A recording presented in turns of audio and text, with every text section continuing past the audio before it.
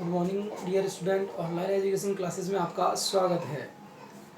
आज हम बात कर रहे हैं क्लास 12th और सब्जेक्ट है एग्रीकल्चर केमिस्ट्री और मीडियम है अपना हिंदी। हम एग्रीकल्चर केमिस्ट्री के चैप्टर फर्स्ट की काफ़ी बातें कर चुके थे। हम उसमें सॉइल के बारे में, सॉइल की डेफिनेशन देने वाले साइंटिस्ट के बारे में, उसके करैक्टर के बारे में, कार्यों के बारे में।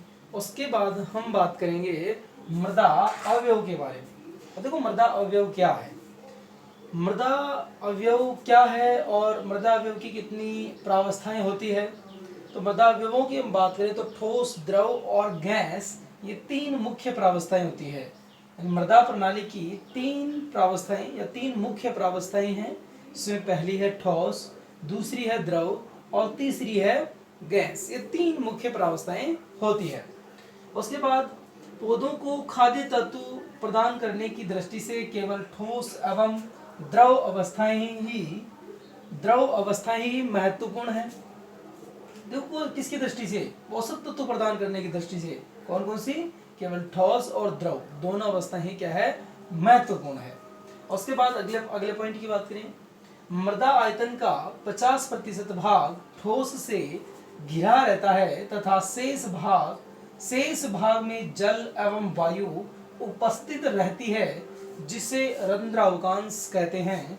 देखो रंध्रावकांश कैसे, ये मान लो कि ये आपकी मृदा है, मृदा के ये पार्टिकल है, इन पार्टिकल्स के यानी कि इन कणों के बीच में जो अवकाश है, यानी कि जो अवकाश है, जिस अवकाश में वायु और जल भरा रहता है, क्या वायु एवं जल भरा रहता है ना, इसी अवकाश को अपन बोलते हैं क्या, रंध्रावकांश। यानी कि छोटे छोटे रंध्र होते हैं, उन रंध्रों के अंदर क्या, वायु और जल दोनों भरे रहते हैं। अब देखो ये मिट्टी के कण हैं, इनके बीच बीच में छोटे छोटे क्या है, रंध्र है।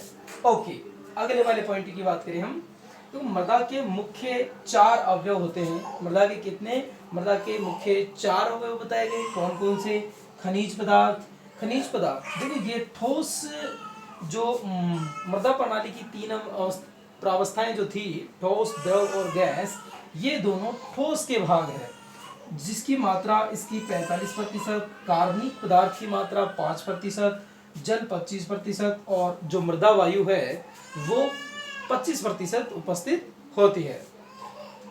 ओके, आगे चले हम तो मृदा की चार्ट प्रणाली देखते हैं। चार्ट के अंदर ठोस पदार्थों को 2 भागों में डिवाइड किया गया। पहला था खनिज पदार्थ, दूसरा था कार्बनिक पदार्थ। खनिज पदार्थ जो है वो 45% है, जिसमें खनिज पदार्थों को 2 भागों में बांटा गया। पहला था क्रिस्टलॉइड और दूसरा था कॉलॉइड्स। अब देखो क्रिस्टलॉइड क्या होते हैं, क्रिस्टलॉइड का मतलब है जिसके अंदर, यह बोल सकते हो कि मृदा के अंदर या मृदा की क्रिस्टलीय प्रकृति होती है। क्रिस्टल का मतलब होता है कठोर कण, यानी कि मृदा के जो कण हैं वो कैसे होते हैं, कठोर। ये मृदा की मान लो कण है, यानी क्रिस्टल का मतलब है पत्थर के जैसे कठोर।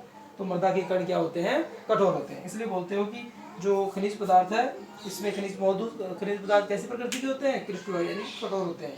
और कॉलॉइड्स का मतलब है खनिज पदार्थ या मृदा के कणों की प्रकृति कैसी होती है, कॉलॉइड्स प्रकृति, अर्थात ये कॉलोडी विलयन भी बनाते हैं।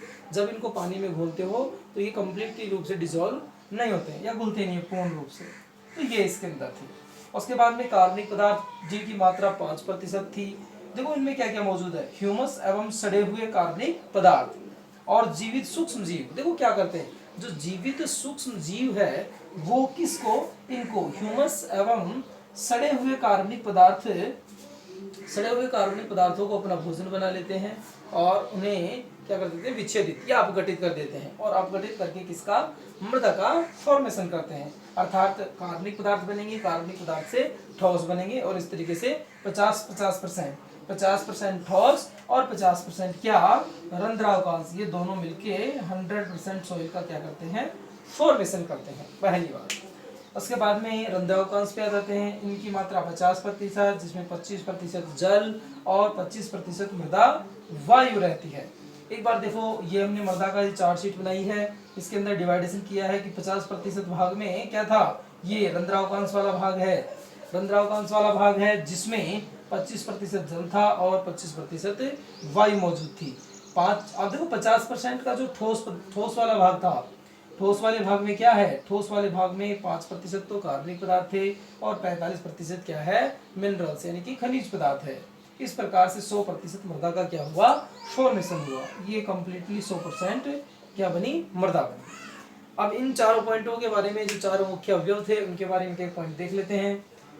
खनिज पदार्थ, खनिज पदार्थों की बात करें तो 90% भाग ठोस खनिज के रूप में उपस्थित होते हैं, जिसमें 90% सिलिका, या बोल सकते हो जिसके 90% भाग में कौन कौन, सिलिका, एल्यूमिनियम, आयरन एवं ऑक्सीजन, ये क्या होते हैं, मौजूद होते हैं। उसके बाद में दूसरा पॉइंट था कार्बनिक पदार्थ के लिए। कार्बनिक पदार्थ, इसकी भारात्मक दृष्टि से बात करें तो भारात्मक रूप से 3 से 5% होता है। और देखो जो मृदा के अंदर पाए जाने वाले सड़े गले पदार्थ है, जीवांश है, जीवांश पदार्थों के अवशेष हैं, और ये सब क्या करते हैं, इन सबको सूक्ष्म जीव अपना भोजन बना लेते हैं और भोजन बनाकर उन पदार्थों को अवशिष्ट पदार्थों के रूप में अपघटित कर देते हैं। यह बोल सकते हो कि जटिल कार्बनिक पदार्थों को सरल कार्बनिक यौगिकों में कन्वर्ट कर देते हैं और उनको अपना भोजन बना लेते हैं और उसे वो किसके रूप में, सॉइल के रूप में कन्वर्ट कर देते हैं, जिससे सॉइल के, या जिससे बोल सकते हो कि जिससे निरंतर मृदा निर्माण की प्रक्रिया चलती रहती है। उसके बाद में है जल। जल जो है मृदा के अंदर मृदा संरचना, मृदा गठन, कार्बनिक एवं अकार्बनिक पदार्थ, ये कोलॉइड्स की प्रकृति, इन सबको क्या करता है, ये सब चीजें जल की प्रकृति पर निर्भर करती है। अब देखो उसके बाद में लास्ट है वायु। वायु मृदा, अगर हम वायु की बात करें तो वायुमंडल के अंदर, वायु की बात करें तो सबसे पहले मृदा वायु की बात करेंगे, और मृदा वायु में CO2 की जो मात्रा है वो 0.3% है, और वायुमंडल में जो CO2 की मात्रा है वो मृदा में जो CO2 है उससे कम होती है, जिसकी क्वांटिटी दिखाई गई है 0.03%। ये सारी चीजें इसके अंदर हमने डिस्कस की, ठीक है। इसके बाद हम मृदा के आगे वाले जो पॉइंट्स हैं वो देखने वाले हैं, पृष्ठ मृदा, अमृदा, उसकी डेफिनेशन और उसके अंतर, ठीक है। धन्यवाद।